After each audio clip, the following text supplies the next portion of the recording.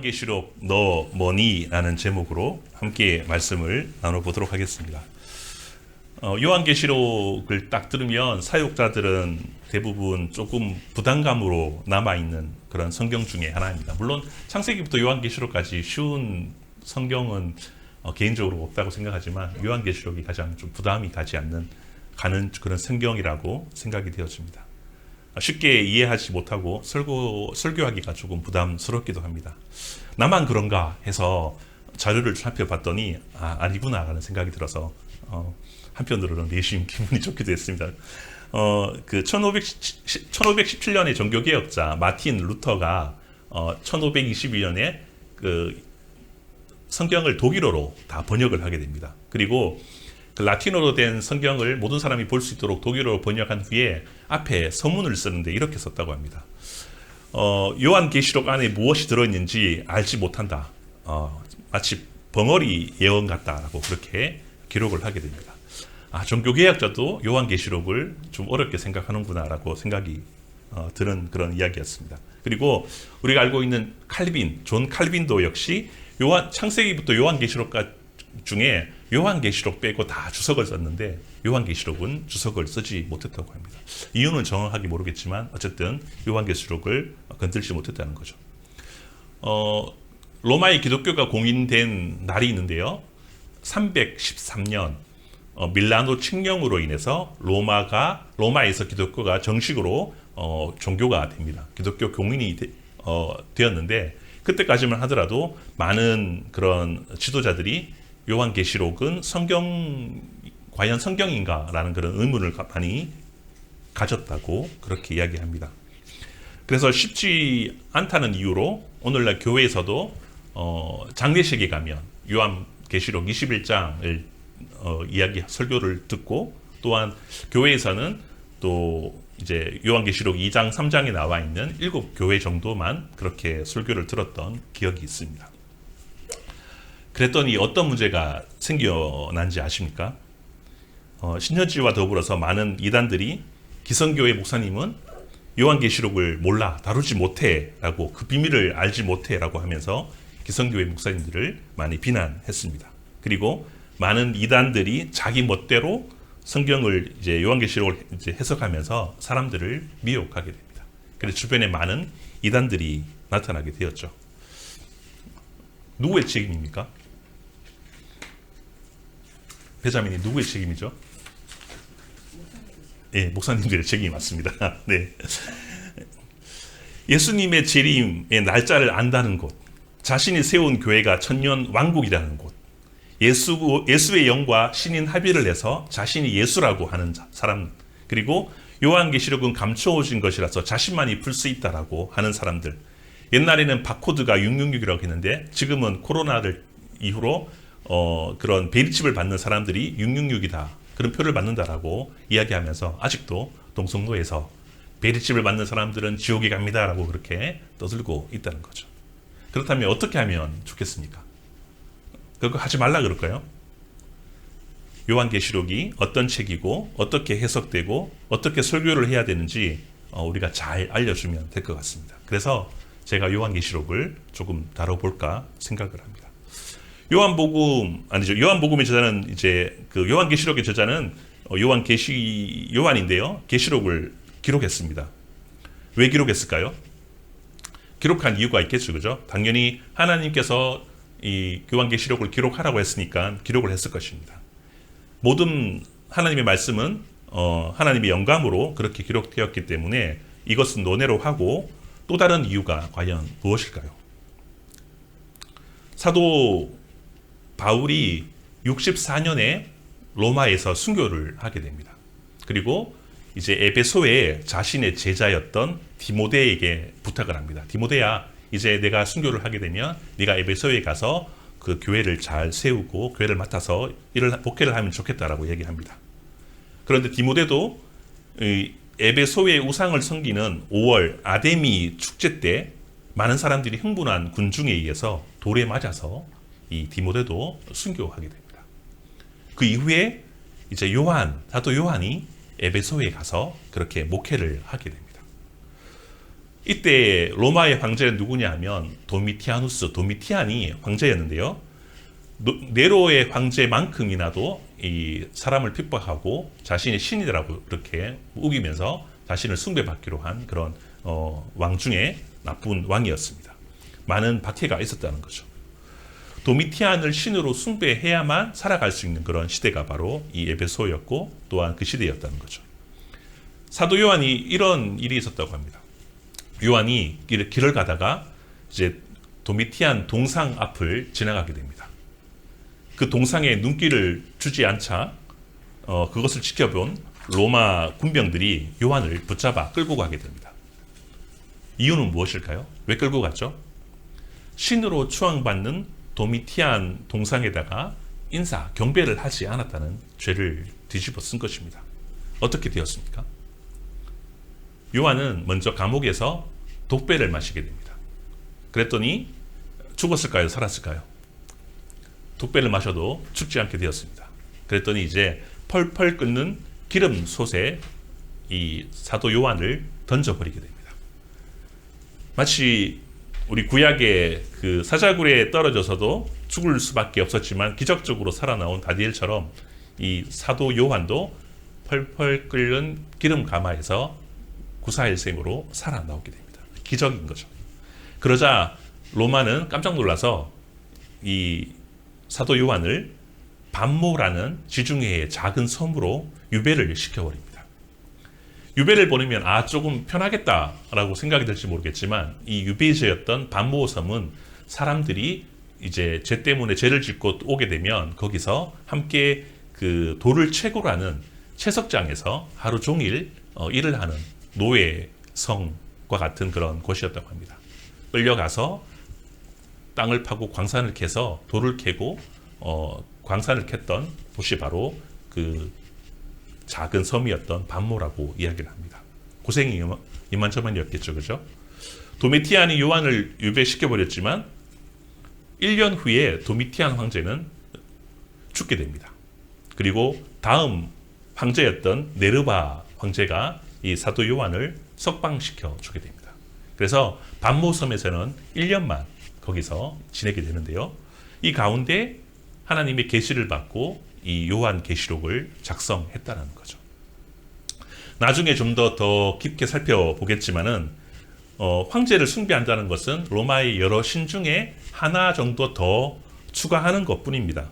로마인들이나 혹은 로마 속주의 도시에 있는 사람들이 뭐 신 하나 더 섬기는 건 아무 문제가 되지 않아. 오히려 좋아. 신이 우리를 보호해 줄 것이니까 라고 하면서 아무 문제가 되지 않았습니다.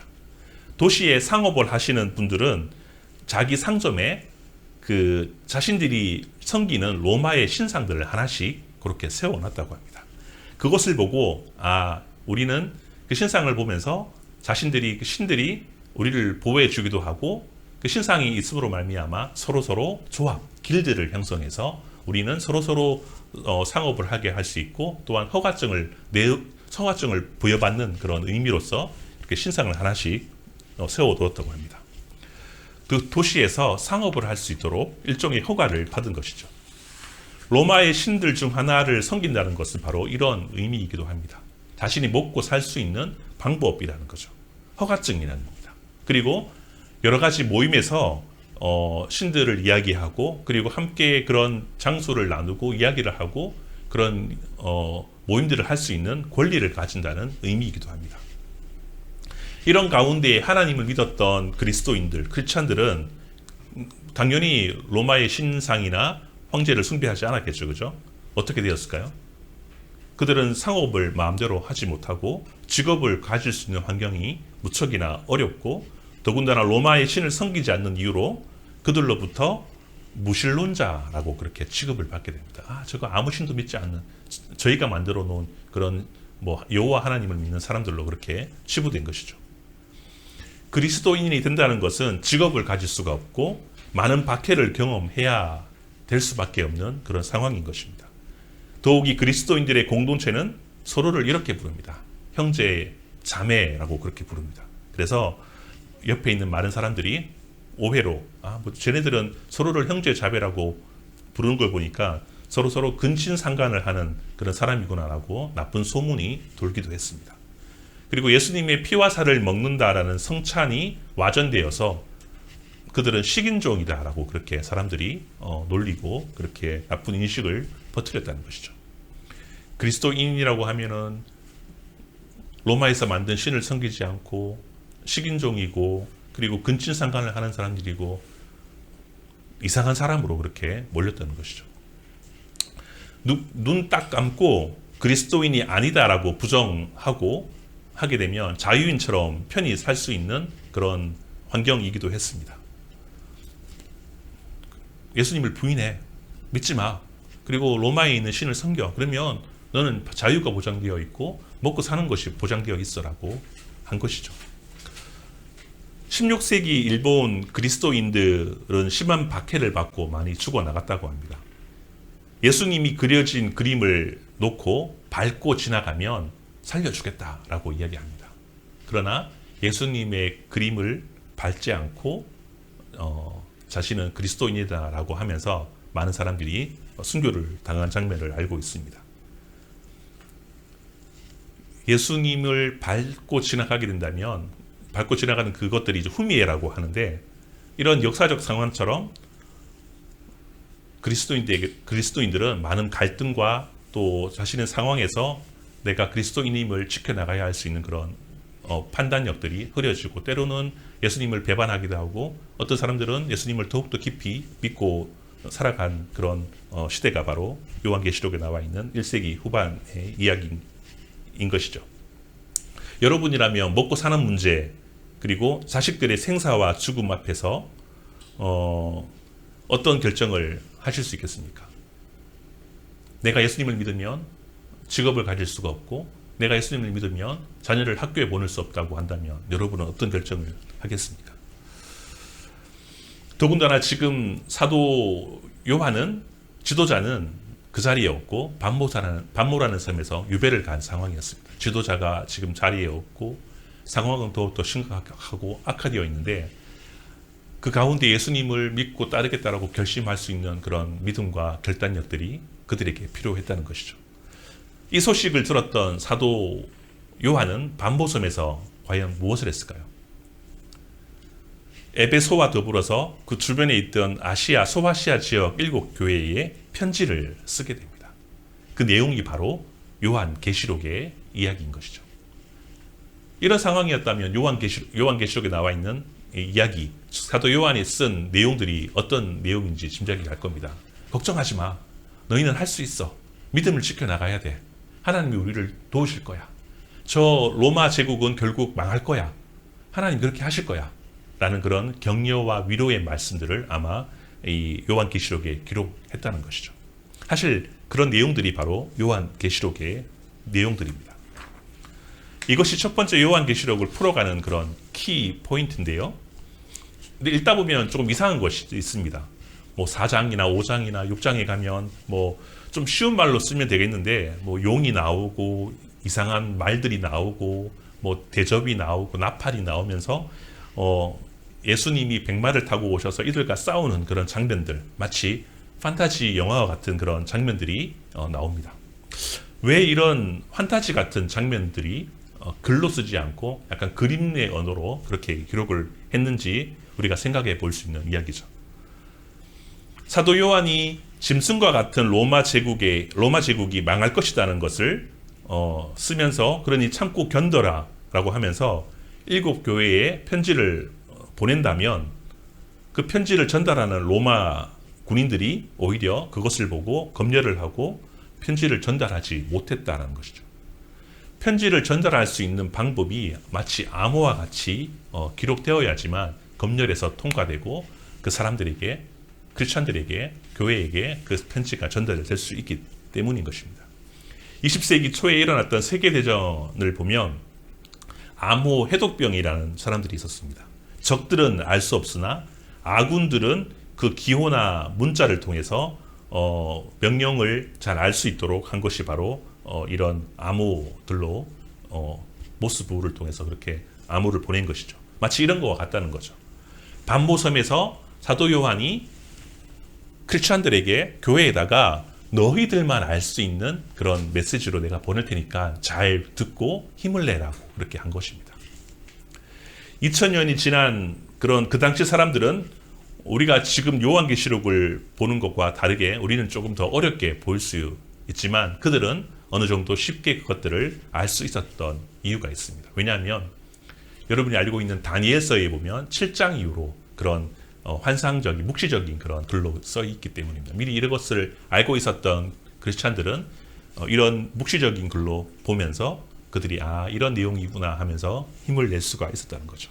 이런 것을 염두에 두면서 요한계시록을 보게 되면 오늘날도 우리에게 큰 힘이 된다라는 그런 말씀인 것입니다. 물리적인 핍박은 오늘날 없지만 오히려 시대 정신과 정신적으로 영적으로 눌려있는 그리고 각종 이데올로기와 그리고 자본의 힘에 눌려있는 우리의 생각들을 우리의 병적인 그런 사고들을 보면서 정말 아무 가치 없이 능력 없이 그런 예수님을 따라가지 않는 모습을 보면서 요한계시록이 우리에게 격려와 힘을 줄 수 있는 그런 위로의 글이 되고 하나님의 말씀이 된다는 것입니다. 요한계시록은 역사적인 글로 담겨 있습니다. 그리고 또 보면 요한계시록은 예언적인 성격을 가지고 있습니다. 예언이라고 하면 문자적으로 보면 미래를 알려주는 그런 글이라고 생각할 수 있지만 성경에서는 그렇게 해석하지 않습니다. 성경에서 예언이라고 하면 구약 이스라엘 공동체가 고난과 어려움에 빠져 있을 때, 죄에 빠져 있을 때에 선지자가 나타나서 너희가 그렇게 살면 안 돼. 하나님 말씀대로 살아. 라고 선포한 말씀이 바로 예언이라는 거죠. 하나님의 말씀이 곧 예언이고 하나님께서 이렇게 살라고 하는 것이 바로 예언적인 하나님의 말씀입니다. 미래를 알려주는 것이 아니라 대부분 이스라엘 공동체가 하나님이 원하시는 방향과 삶을 살지 못할 때에 선지자들이 와서 선포했던 말씀들이 예언적인 말씀인 것입니다. 그 내용이 뭐냐 하면 너희 회개해. 너희 죄 때문에 지금 이렇게 어려움을 겪게 되었어. 그러니까 하나님께 돌아와. 이런 내용들이 바로 예언인 것입니다. 이런 예언들은 두 가지의 미래가 이렇게 알려져 있는데요. 어떤 거냐면 죄를 자복하고 회개하고 돌아오는 자들에게는 긍정적인 미래가 보장되는 것이죠. 반대로 끝까지 마음을 돌이키지 않는 자들에게 오히려 부정적인 미래가 그들에게 주어진다는 것입니다. 이것이 바로 예언인 것이죠. 요한계시록의 7교회에도 보면 요한계시록 2장과 3장에 보면 회개하고 돌아오는 자들, 회개하고 돌아오는 교회에게 너희가 생명나무를 먹게 되고 흰돌을 받게 되고 둘째 사망의 해를 받지 않게 되고 만국을 다스리는 그런 권한을 받게 된다라고 그렇게 2장과 3장에 기록되어 있습니다. 하나님의 예언의 말씀, 회개하고 돌아오는 자들에게 이러이러한 미래가 보장되어 있다라고 이야기한 거죠. 반대로 회개하지 않고 돌아오지 않는 자들에게는 이렇게 말씀하십니다. 촛대를 옮기시고 큰 환난이 너희에게 임할 것이고 입에서 토해버릴 것이고 예수님의 입에서 나오는 검으로 너희들과 싸울 것이다라고 그렇게 이야기를 하고 있습니다. 이런 글이 바로 예언적인 글입니다. 하나님께서 선포되어지는 말씀이 바로 예언적인데 그 미래는 하나님과 함께하는 자들은 아름다운 미래가 보장되고 그렇지 않는 자들에게는 저주와 죽음이 미래가 보장된다는 것이 바로 이 예언적인 말씀이라는 거죠. 그리고 요한계시록은 묵시적인 말씀입니다. 예언까지는 알겠는데 그러면 묵시는 과연 무엇일까요? 묵시는 이러한 성격이 있다고 합니다. 제가 부산에서 사역할 때 중학생 한 명이 안타깝게도 자살을 해서 목숨을 잃게 되었습니다. 그 장례식에 갔다 왔는데 자녀의 부모님, 집사님을 보면서 제가 어떤 위로도 할 수 없었습니다. 그리고 함께 그냥 1시간 동안 울어주고 올라온 그런 기억이 있습니다. 사랑하는 자녀와 부모님이 갑자기 돌아가시게 되면 어떤 말로 위로가 되지 않습니다. 묵시라는 의미는 뭐냐 하면 그러한 상황이 너무나도 긴급하고 어떤 말로도 위로되지 않는 그런 마치 사면 초가와 같은 상황, 해결 방안이 1도 없을 때 하나님께서 묵시자를 통해서 환상을 보여주십니다. 너 어떤 말도 위로가 되지 않지. 그러나 내가 환상을 보여줄게. 내가 살아있다라는 증거야. 내가 이 문제를 해결할 수 있다는 내가 사인을 주는 거야 라고 한 것이 바로 묵시라는 것입니다. 하나님이 직접 개입하셔서 묵시의 형태로 우리에게 알려주셔서 사람이 어떤 말로 위로가 되지 않지만 내가 어떤 그림의 메시지나 혹은 하나님의 직접적인 음성이나 이런 것들로 해서 너희가 하나님이 살아계시고 일도 해결할 수 없는 그런 상황에서도, 막막한 상황에서도 하나님이 너와 함께 하시다는 걸 내가 보여줄게. 이러한 메시지를 담고 있는 것들이 바로 묵시적인 글, 묵시문학이라고 이야기합니다. 그래서 요한계시록은 이런 그림과 뿔과 말과 이런 것을 통해서 하나님이 위로가 되지 않는 그런 상황에서 너희와 함께 하신다라는 것을 보여주기 위한 그런 장치가 바로 묵시문학, 묵시라고 이야기하고 있다는 거죠. 그래서 요한계시록은 역사적인 글이고 또한 예언적인 그런 글이며 그리고 묵시적인 형태의 글이다라고 이해하시면 될 것 같습니다.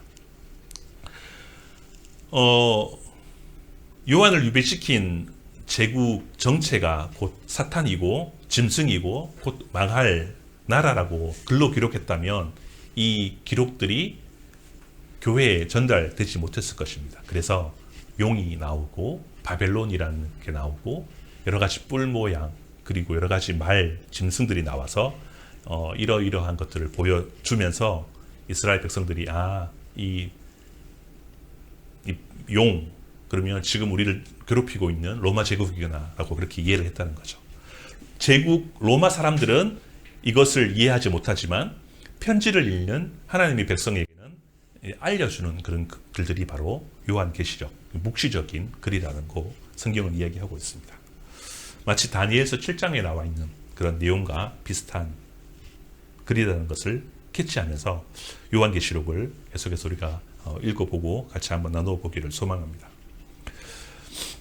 그렇다면 요한계시록의 전체 주제를 좀 살펴보고 마치려고 하는데요. 먼저 첫째는 이전에도 언급했지만 핍박받는 성도를 위로하고 격려하기 위한 현재의 책이라는 것입니다.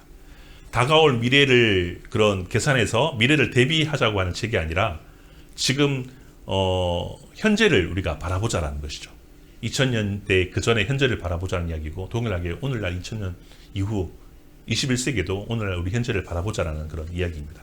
인봉되지 않아서 오픈된 책이라는 거죠. 누구나도 이 책을 알 수 있도록 이야기한 것이라고 성경은 이야기하고 있습니다. 동일하게 오늘 우리에게 닥쳐진 문제와 육체적이고 영적이고 관계적인 문제를 우리 죄에서 이겨낼 수 있는 그런 힘을 주시는 위로의 책이라고 성경은 이야기합니다. 두 번째로 요한계시록 기록 목적은 고난이 단순히 힘들고 피하고 숨어야 될 것이 아니라 역설적으로 예수님이 승리하셨던 것처럼 너희도 승리할 수 있고 그 전투에 참여해서 승리자가 되라라는 그런 기록 목적을 담고 있습니다. 세상에 짓눌려 억눌려서 숨어 있는 것이 아니라 당당하게 예수님이 승리하셨던 것처럼 너희도 세상과 맞짱 떠서 싸워서 이겨낼 수 있는 담력과 힘이 있다는 것을 이야기해 주고 있습니다. 세 번째로 요한계시록은 인간이 타락하고 혼란스러운 역사 속에서도 오직 하나님이 세상을 주관하시는 분임을 분명하게 보여주고 있습니다. 이런 타락은 이런 그 고난과 환난은 성경에서 요한계시록에서 1260일 동안이 지나면 그것이 환난이 끝이 난다라고 이야기하고 있다는 거죠. 결국 무한적으로 반복되는 것이 아니라 어느 순간에 그 환난이 끝이 나는 날이 있다라고 이야기해 주고 있습니다. 즉 하나님께서 그 환난과 어려움들을 해결해 주시는 분임을 역사 가운데 세상을 주관하시는 분임을 이야기해 주고 있습니다. 그리고 네 번째는 요한계시록은 모든 족속과 열방과 백성과 나라라는 그런 이야기를 많이 하고 있습니다. 이것은 뭐냐면 선교적인 글이기도 합니다. 모든 나라와 백성과 방언들에게 너희가 복음을 전하는 선교적인 메시지가 담고 있는 그런 책이라는 것이죠. 모든 나라와 족속과 모든 백성과 방언 등의 표현들은 선교적 맥락에서 7번이나 사용되고 있는 책이 바로 요한계시록입니다. 그리고 다섯 번째로 요한계시록에서는 순교자의 기도가 선교와 하나님의 나라와 완성을 하나님의 나라의 완성을 촉진하는 그런 동력으로 작용하고 있습니다. 많은 사람들이 기도의 메시지들이 이게 하늘로 전달되어서 그것들이 응답되어서 우리가 알고 있는 일곱인, 나팔, 대접, 재앙들이 이제 기도의 응답으로 저기 있는 세상 사람들을 물리치는 그런 모습으로 그렇게 기록되어 있습니다. 우리 기도가 사라지는 것이 아니라 우리 기도대로 그것들이 향기로운 제물과 예물로 또 하늘에 올라가서 반드시 응답되어지는 것들을 요한계시록은 기록하고 있다는 것이죠. 성도의 기도는 반드시 응답된다라고 이야기를 하고 있습니다. 예전 2000년 전이나 오늘날에도 성도의 기도는 하나님 나라의 완성에 동력적인 역할을 해주는 것으로 오늘 요한계시록은 우리에게 말씀해 주고 있습니다. 그래서 우리가 매일 기도하는 것은 헛되지 않다는 것이죠. 때를 얻든지 못 얻든지 우리는 기도하고 하나님 나라를 위해서 또 이웃을 위해서 우리가 기도를 해야 된다는 것입니다. 여섯 번째로 요한계시록은 창세기에 하나님이 만드신 창조세계와 질서들을 하나님이 만드시고 이렇게 말씀하십니다. 보시기에 좋았더라. 선하다라고 그렇게 말을 한 거죠. 죄로 인해서 파괴되었던 세상을 하나님께서 이제 요한계시록에는 이렇게 말하고 있습니다. 이제는 새로운 이스라엘, 새 예루살렘, 새 이스라엘, 새 질서, 새 성전, 새 창조라는 것을 이야기하면서 이제는 하나님이 만들어 놓으셨던 원 상태를 회복하기 위해서 이렇게 새 성전, 새 이스라엘, 새 나라 이런 식으로 이렇게 요한계시록에 기록된 것을 보면서 창조 세계들이 회복되고 있음을 회복되어 가고 완성되어 간다는 것을 우리에게 보여주고 있는 글이 바로 요한계시록입니다. 그리고 마지막으로 일곱 번째 요한계시록 주제는 뭐냐 하면 예수 그리스도가 다시 오심을 기다리는 종말 신앙으로 마무리하고 있습니다. 오늘 1절에 보면 예수 그리스도의 계시라 이는 하나님이 그에게 주사 반드시 속히 일어날 일들을 그 종들에게 보이시려고 라고 되어 있습니다. 즉 뭐냐면 하나님께서 종말에 속히 오리라 라는 말씀으로 시작해서 맨 마지막에 주 예수여, 아멘 주 예수여, 어서 오시옵소서 라고 이렇게 기록하면서 이렇게 마무리하는데 이것은 우리가 아까 찬양으로 불렀던 아람어로 마라나타를 풀어 쓴 것입니다. 하나님께서 이제 새로운 창조를 시작하실 것이고 그리고 다시 오심으로 이제 완성하시겠다는 그런 말씀이 바로 요한계시록의 주제인 것입니다. 그렇게 7가지 요한계시록의 기록 주제를 우리가 생각하면서 계시록을 읽으면 이것이 어렵지만은 않다. 우리에게 용기와 힘을 주는 말씀이고 이 시대를 살아갈 수 있는 우리에게 지침을 주는 말씀이다라고 그렇게 요한계시록을 좀 더 크게 쉽게 보게 될 것입니다. 그래서 요한계시록을 우리가 두어 달간 설교를 할 것 같은데 같이 한번 읽으면서 좀 깊이 묵상했으면 좋겠습니다. 말씀을 마치도록 하겠습니다. 2000년 전에 로마 시대에 살았던 그리스도인들이 가졌던 초대교회 신앙과 그들의 기도와 소망들이 오늘날까지 우리에게 이어짐으로써 우리가 하나님 나라를 더욱더 기대하고 소망하고 올바른 종말론적 그런 삶을 추구하면서 요한계시록적 소명을 지켜나가서 우리가 하나님을 더욱더 기쁘시게 하고 말세 때 종말의 시대에 우리가 어떻게 좀 더 구체적으로 살아야 될지 우리가 다시 한번 기도하고 재정립해서 하나님을 기쁘시게 하는 또 하나님 나라를 꿈꾸고 살아가는 그것을 또 소망하며 이루어 나가는 저와 여러분 되기를 소망합니다.